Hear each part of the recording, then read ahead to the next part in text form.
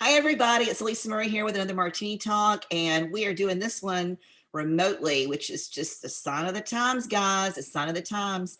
Today, I'm here with one of my dear friends, Brenda Trott. She is the Make Money in Your Sleep lady. She's got her martini there. Look, I've got mine in my glass with my eyes, and I want to thank you for coming. Thank you for being a part of our Martini Talks this afternoon. How have you been Oh, doing? I'm awesome. Thank you so much. I know, Lisa, that you and I are very different because you are an extrovert, but us introverts are rocking it right now. We are very happy. I have for years ordered my groceries online, for years ordered my toilet paper online, although it's been tougher to get lately. But I'm not making light of the situation. But for as far as human contact goes, this has always been my preference.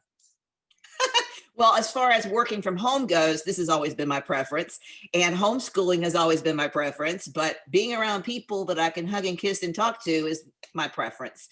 So, but it is what it is. And I'm married to an introvert. That's why we've been married for 30 years, because I'm so much the extrovert that he is going to have to, by default, be the introvert, other than, Clash of the Titans happening in a marriage all the time, right? Fighting for who's going to get the floor. So, well, talk to me. I wanted to talk to you a little bit about what you're doing, what you are doing in the community, all the different things, because you're like me, you're a multipreneur, you've got a lot going on, and I want you to share that with everybody. Yes, multipreneur for sure. Multiple streams of income. Well, I can tell you, one of my beginnings of an entrepreneurship, I could say, goes back about 10 years. I was actually a school teacher, and I had a medical illness that kept me home. And that's when I started selling books on Amazon, like literally selling books. And it helped me get out of bed when I knew that I had an order, and I was able to shove books into them and make sure, and I felt real joy knowing that they were going somewhere that through somebody who really wanted to read it. And so that kind of helped me in my process of recovery. From there, I also fulfilled one of my childhood dreams, which is becoming an author. I now have over 30 titles on Amazon, not all under my own name. I have another children's book coming out soon about point of view. I delayed that because it was about a birthday party, but several parents told me, just do it. We want to be normal. Just do it. So that one's coming out soon. It's called Jamie's Birthday Party, I believe.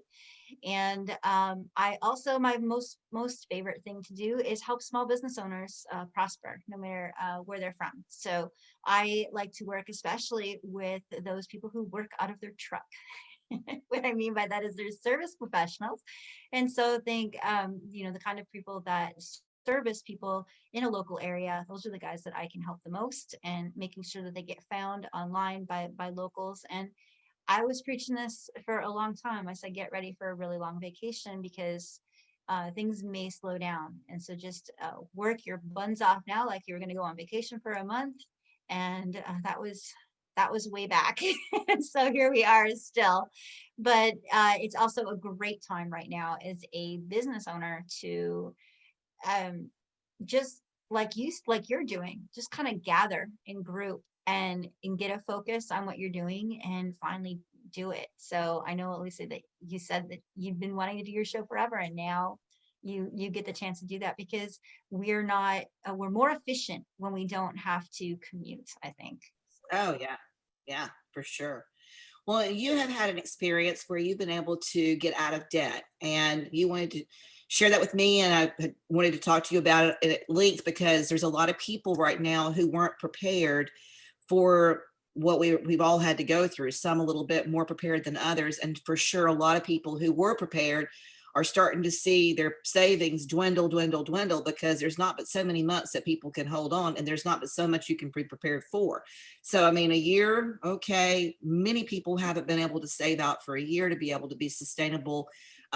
3 months, I forgot what several of the gurus in the world of finance, and thankfully I am the artist over here, and everyone knows that my husband's in charge of all of that kind of stuff. But there's not, most families in America really are probably prepared for maybe a month. I don't even know if many are even prepared for that. So this has really been stressful for everybody.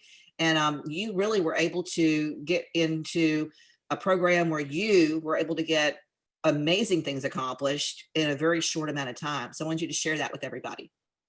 Yeah, Alisa, it's interesting that you use the word program, because that's exactly what I had to find within myself. See, about 3 years ago, business had slowed down so much. There was no pandemic. There was really no reason at all. It wasn't that I had to learn something new. I knew everything I needed to know. And yet somehow I was at that point, and I'm sure you know people like this too, where, just when you get ahead, something happens. The refrigerator breaks down or the car goes bad. And here I was, it's so low at a point in my business that I was driving for Lyft, right? And I know, like you probably do, I know the power of um, positive attitude. And so I'm driving in my car, and it's a beautiful day. And I even said out loud, "Oh, it's a gorgeous day. The sun is shining. I have a full tank of gas. My car is in full repair." And then all of a sudden, boop, every single light on that dashboard lit up. And like it was like a Christmas tree in the middle of the summer, and including that little red triangle, what they call a red triangle of death.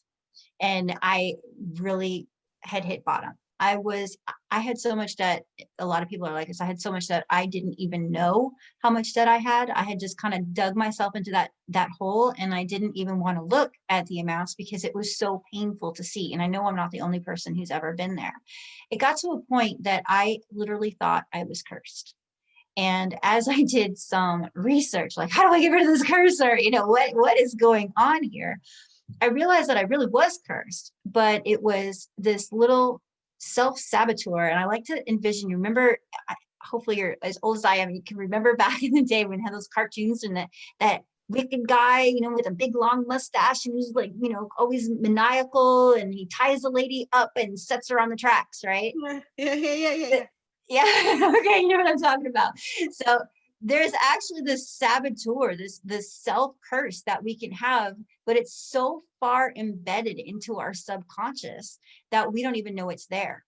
And what it does is it creates this set point, and it says you're supposed to have this much money in savings, you're supposed to earn this much money, and you are supposed to be able to live this quality of life. And in order to get all of this, you have to work this many hours. And it's all a set point. And if you do anything, you make any kind of progression towards it, there's it's a saboteur, right? Inside your head that does the slightest little thing to change it. And so once I discovered what it was for me, I was able to eliminate it. I was actually able to reprogram myself. And suddenly I honestly didn't know how much it was until after I paid it all off. It was over $20,000 that I had in debt. Not only did I do that, but in paid off in 9 months, but I also paid for a trip to 3 different continents and enjoyed myself pre-COVID. And I have savings now that, I can actually breathe. And so when you said, your show, and I thought, well, you're not exactly the same kind of thing I do. I said, but this is something that can help everyone. Yeah. And my story goes all the way back to when I was in kindergarten, and I had a basket. No, let me start over. I always all the way back in kindergarten. My dad had given me money the first time ever to buy something at the PTA Easter fair, whatever. Yeah.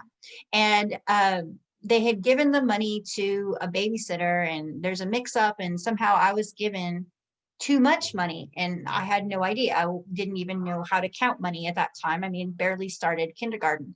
And I fell in love with this little blue bunny. He was like this big inside this basket. And so when I came home and I shared, what I had bought, my dad was sitting in the living room with this strange looking woman, and he had a scowl on his face, and he said, "What did you buy at that meeting?" And I, was hesitant. I wanted to be happy, like, oh, I have this beautiful basket in yellow cellophane that can tell you exactly what it looked like. And he took it and he gave it to the lady, and he goes, "Does that work?" And she said, "Yes." And off they went. Think about this. This is the first time in my human life that I had a responsibility of money, that I had emotions, really, like a relationship with this rabbit. It was like true love at first sight for me in this bunny. And it all was like instantly taken away. And so I had trouble with relationships. I had trouble with money. I mean, it just all kind of calculated. Well, I was able to take that and rewrite that story and rescript it. And it was not instant. I'm not going to lie. It wasn't like, the next day. But once I was able to free that up and free all of that inner sabotage, things happened. And it wasn't just one thing.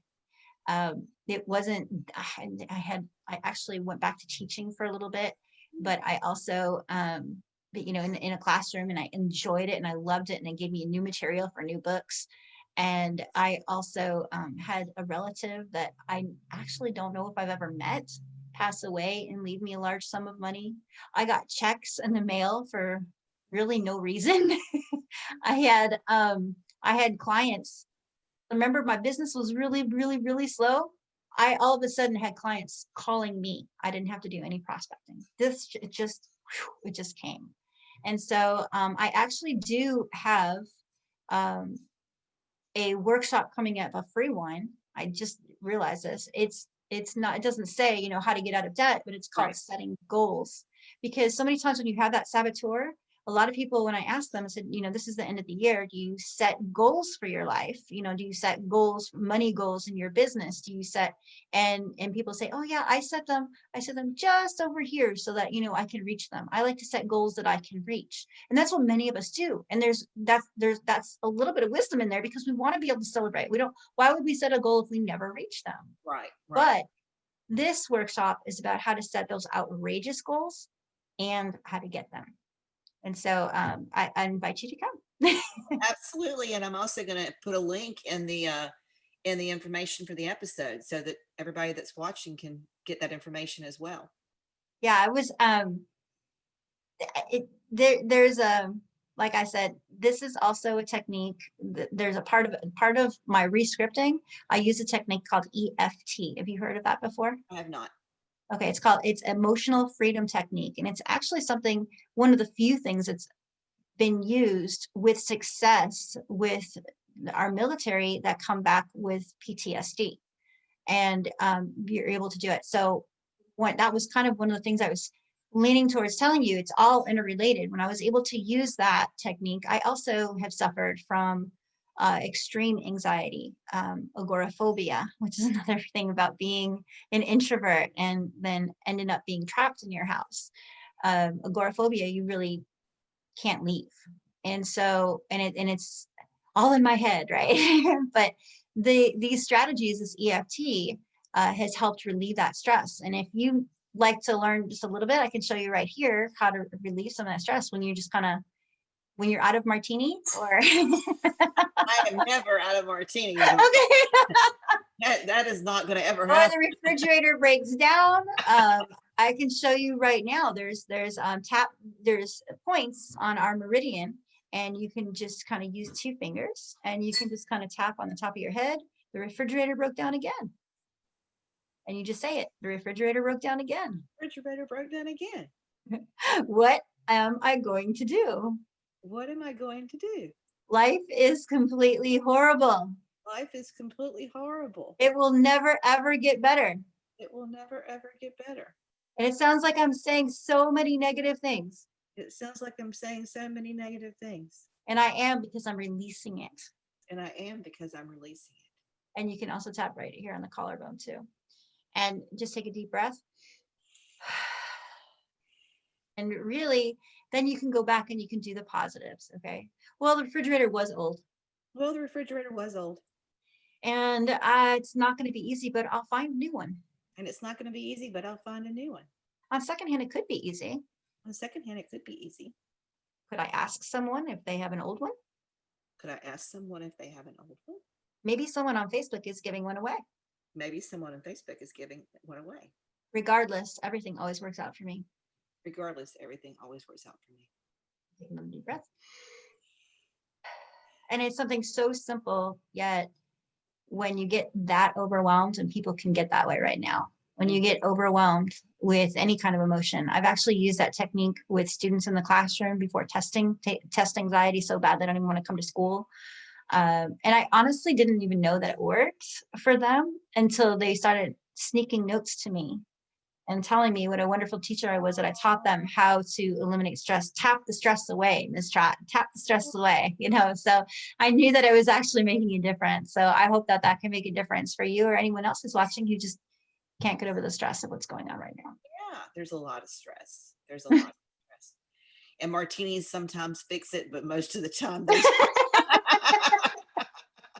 It can be fun. I love the chocolate martini. So I'm definitely going to make sure and go back and watch and see how Santa makes a chocolate martini. Well, Santa Claus didn't make it. I made it, but Santa Claus knows how Oh, to take it home and show Miss Claus how to make it now. Because he yes. didn't have a clue. He didn't have a clue. Well, listen, I want to thank you so much for being on this Martini Talk, and I hope you guys have enjoyed it. It's been a little bit different, obviously, remotely, but if you have found value in it, do me a favor, like and share, and don't forget to ring that bell so that you're notified each week when a new episode drops. And we'll see you soon. And by the way, cheers to you. Thank you so much for being here. Bye-bye, guys.